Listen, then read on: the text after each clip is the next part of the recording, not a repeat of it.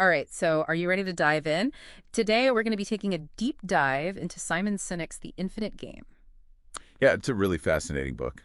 And I think it's a really, really timely book, too, because so much of, especially what we see, I think, in business, but in life in general, is this focus on short-term wins, you know? Yeah. What's the immediate, like, what can we get right now? What's the, the ROI? What's the bottom line? Yeah, and like scores, we know who's winning, who's losing, Right. and Cynic makes, I think, a really compelling case for the fact that so many of the things that we're involved in, whether it's, raising a family or running a business or trying to make a difference in the world, are actually not finite games. Yeah.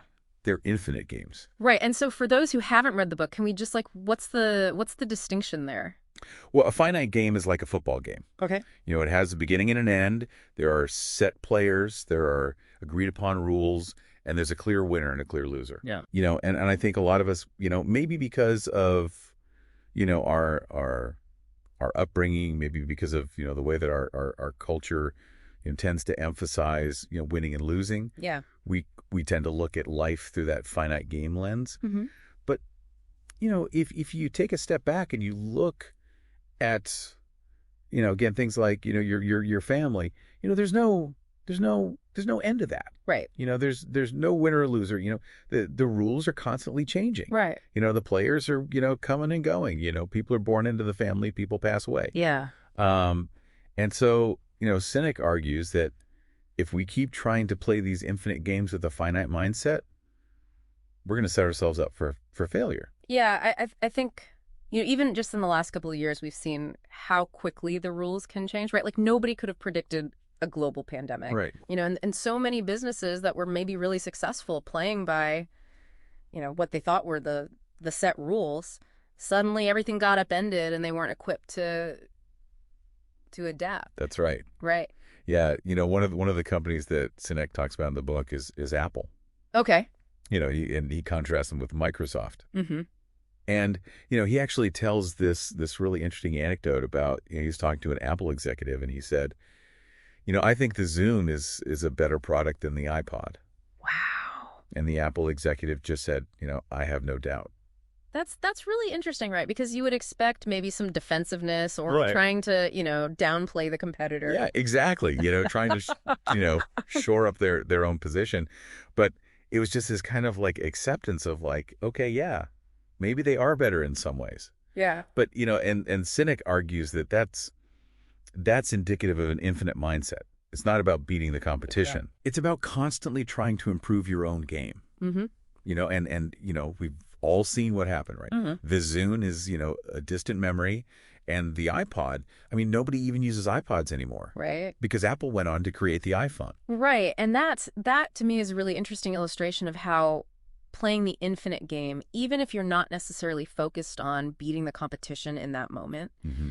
actually, it's almost like by focusing on that self-improvement, Yeah. you end up leapfrogging ahead, That's right. and kind of rendering that finite game almost irrelevant, right? Another great example is the company Victorinox, Okay. which makes the Swiss Army knife. Oh, cool. Okay. And they were really significantly impacted by 9/11. Okay. When travel just plummeted. Yeah. And airport security, got much more strict, and Mm-hmm. all of a sudden people couldn't carry these knives on planes anymore. Right. But instead of panicking, they dipped into their cash reserves, Okay. which they had built up during good times, and Uh-huh. they weathered the storm. Mm.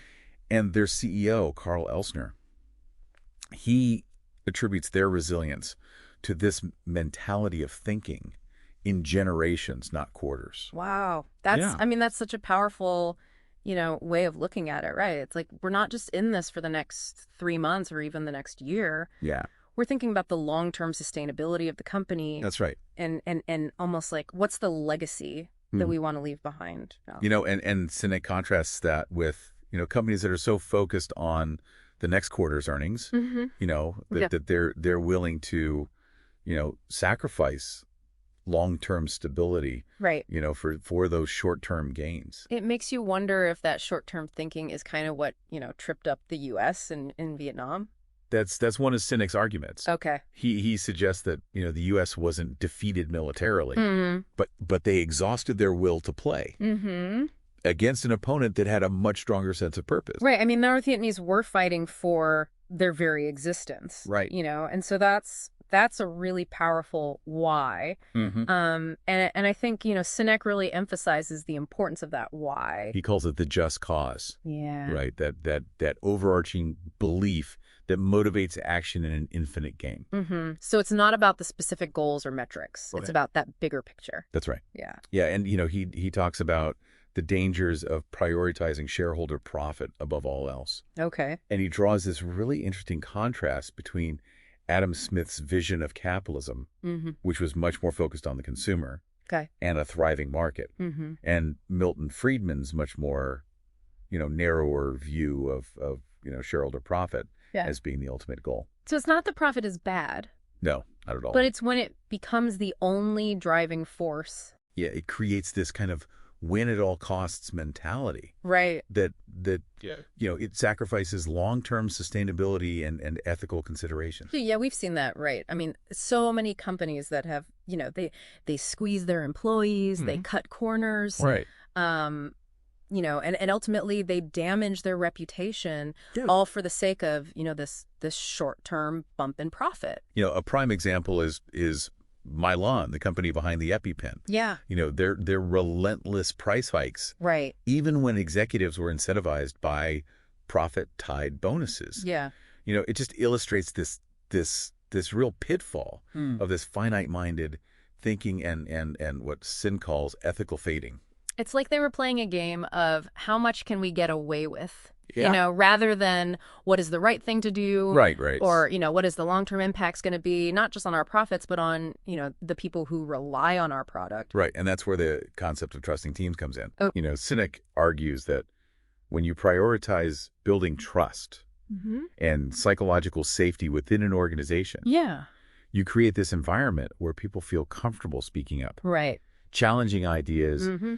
calling out potential ethical issues. So you don't have that groupthink mentality where everybody's afraid to rock the boat. Right. Yeah. And he uses this fascinating example of Shell Oil's deep sea rig, Mm-hmm. the Shell URSA, Oh, wow. where encouraging vulnerability and emotional expression actually led to this unprecedented level of safety and performance. That's so counterintuitive, right? I mean, we think of, an oil rig as this, Yeah. tough, They're like stoic. stoic environment. Yeah, Right. right? But this leadership consultant, Claire Newer, she recognized that suppressing emotions was actually creating more risk. Okay. So by fostering this psychological safety, the team was able to communicate much more openly Yeah. and effectively, and that led to better decision-making and ultimately a safer environment. So it's like that vulnerability actually created strength. Exactly. Yeah. This really highlights the power of trusting teams in the infinite game. It's not about, blind obedience or Right. unquestioning loyalty, but it's about a shared commitment to just cause and this belief that everyone's voice matters. I love that. Yeah. And I think that's something that, it's so relevant, not just in, these big corporate settings, but also in our own, personal lives. Right. How are we building trust in our relationships Yeah. with our families, with our friends, And, and this trust extends beyond internal teams. Yeah. It also impacts how companies interact with their customers and with the wider world. Yeah. Think about Patagonia, Okay. which is a company that's built this reputation for radical transparency and environmental responsibility. Right. Their Don't Buy This Jacket campaign, Wow. which urged consumers to reduce consumption, might seem counterintuitive Yeah. for a clothing company, Right. Right. but it reinforces this commitment to a long-term vision, Mm-hmm. this recognition that their success is intertwined with the health of the planet Yeah.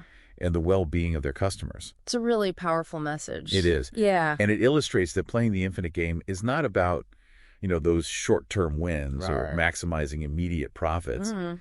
but it's about creating a sustainable future where everyone can thrive. This is already making me think differently about the games I'm playing in my own life. Yeah. What about you, listener? Are you starting to see the world through an infinite lens? Stick with us because there's a lot more to unpack. And this whole idea of the infinite game, really shines a light on the importance of leadership. Okay. You know, Sinek suggests a pretty radical shift in how we think about the role of a CEO. Oh, okay. I'm interested to hear this. He proposes moving away from the traditional CEO, Okay. the chief executive officer, Hmm. and embracing the concept of the CVO, the chief visionary officer. So it's less about managing the day-to-day and more about inspiring the team with that long-term vision. Exactly. That just And it calls. requires a different set of skills. Yeah. One's focused on building trust, empowering others, and creating an environment where people can truly thrive. Sinek talks about Alan Mulally, Yeah. the CEO who led Ford through the 2008 financial crisis, Mm-hmm. which, that was a time when so many companies were collapsing. Yeah. But Ford managed to survive without taking a government bailout. Mulally stepped into a culture of fear and secrecy. Oh, wow. Executives were terrified to admit any problems, worried Yeah. about losing their jobs. That doesn't sound like a very, conducive environment for innovation or growth. It wasn't, but Mulally, he introduced a system of color-coded slides during his weekly meetings. Okay. Green meant good, yellow meant caution, and red meant trouble. Got it. At first, everybody was showing green, Oh, really? afraid to reveal any weaknesses. Makes sense, though, right? If you're in a culture that punishes failure, That's right. you're not going to want to be the one to stick your neck out. But Mulally, he persisted. Good for him. He emphasized that the goal wasn't to punish failure, Right. but to identify and solve problems together. Okay. He wanted to know, is anything not going well? And did those red and yellow slides start popping up? They did? So people started feeling safe enough to be honest? Oh, and they wouldn't be shamed or blamed. Yeah. Mulally fostered this collaborative environment, Mm. turning those reds to yellows and yellows to greens through teamwork and open communication.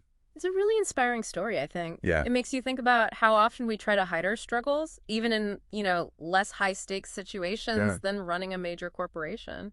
Yeah, it's human nature to want to present our best selves, Right. to avoid looking weak or incompetent. Yeah, totally. But Sinek argues that vulnerability is actually a strength, Hmm. especially when it comes to building trusting teams. Because when you admit you don't have all the answers, Yeah. you open the door for others to step in and help. Right. Precise. You create that sense of shared responsibility. It fosters a culture of learning and continuous improvement. And again, this idea of trusting teams Yeah. goes beyond just corporate boardrooms, right? It does. We can apply this to our families, our communities, even our own personal growth. Absolutely. It's about recognizing that we're all in this together, that we need each other to navigate the complexities of life. And to achieve something truly meaningful. And Sinek emphasizes that this requires a willingness to be open to different perspectives, Yeah. to avoid falling into the trap of what he calls cause blindness. Right. He gives this example of a police department in Colorado Oh, yeah. that completely transformed its approach to policing. It was the Castle Rock Police Department Okay, under Chief John Cawley. got it. They moved away from this typical metrics-driven approach. Okay. Number of arrests, tickets issued, Yeah. response times. It seems like those metrics, while they might look good on paper, don't necessarily reflect the overall well-being Right. of a community, right? They can create this culture of fear and mistrust Mm-hmm. where officers are more concerned with hitting quotas Yeah. than building relationships or addressing the root causes of crime. So instead of just reacting to crime, they Yeah. were trying to prevent it by understanding the needs of the community, Right. working together to find solutions. Cawley shifted the focus to problem solving, community engagement, and officer well-being. Okay. He even introduced a system of recognizing officers for acts of kindness in community service. Wow, that's interesting. So it wasn't just about enforcing the law. It Yeah. was about building positive connections and recognizing the human element of policing. And it sounds like they got some really positive results from that. They did. Morale within the department improved, community relations became more positive, and the town actually became a safer place. It's a really powerful example of how when we shift our mindset, we can actually achieve, much better outcomes. And this brings us back to the importance of building a culture of trust, Mm-hmm. not just in law enforcement, but in all aspects of life. Right. Sinek uses the example of the Four Seasons hotel chain. Oh, I love the Four Seasons. Yeah, they're known for their exceptional customer service. Yes. I'm always so impressed by how attentive the staff is. Yeah, and Sinek highlights this key insight from Chip Conley, a former Four Seasons executive. Okay. He said, "The way we treat our employees is the way they will treat our customers." I mean, That's so obvious, but so often overlooked, Right? when you Yeah. think about it. It's so simple, but so powerful. Yeah. And the Four Seasons prioritizes creating an environment where employees feel valued, respected, and empowered. Okay. Sinek even tells a story about Noah, a waiter who consistently goes above and beyond for his guests. What does Noah do? He learns about his guests' preferences, Yeah. anticipates their needs, Okay. goes out of his way to make their experience memorable. Sounds like a great employee. Yeah, and he says he does it because he feels such a strong sense of loyalty and love for the Four Seasons. It's such a beautiful example of how a company that invests in its people Yeah, reaps the rewards, right? absolutely. Of their dedication and passion. And it's a stark contrast to companies that treat their employees as expendable resources, Right. squeezing them for maximum output without regard for their well-being. That kind of short-sighted thinking might yield temporary gains, Yeah, but it ultimately undermines the long-term health and sustainability of an organization. exactly. Sinek argues that true leadership in the infinite game is about creating a win-win situation Okay. where both the organization and its people can thrive and grow. So it's not about extracting as much value as possible from your employees, Right. but it's about nurturing their potential Yeah. and creating an environment where they can do their best work. Precisely. And this requires a shift in mindset Mm-hmm. from viewing employees as costs to be minimized Oh. to recognizing them as valuable assets who contribute to the company's long-term success. It's about seeing the human element in business, Right. recognizing that behind every transaction, Mm-hmm. every product, every service, there are people who poured their time, energy, and creativity into making it happen. Absolutely. Yeah. And when leaders prioritize the well-being of their people, it creates this ripple effect that extends beyond the company walls, Right. impacting customers, communities, and even the wider world. As we're, going deeper into this idea of the infinite game, Mm-hmm. I'm struck by how these concepts apply to so many different facets of life. Yeah. It's not just about business strategy. It's No. about how we approach relationships, challenges, our own personal growth. The philosophy. Yeah, I like that. A philosophy of life. Yeah. What are your takeaways so far, listener? Are you starting to see how this might apply to your own life? Okay, so we're wrapping up our deep dive into the infinite game, but I'm still kind of wrestling with how to put this into practice. Right. It's one thing to grasp the concepts, Yeah, but actually living them out. it's a whole other It's challenge. the real work, isn't it?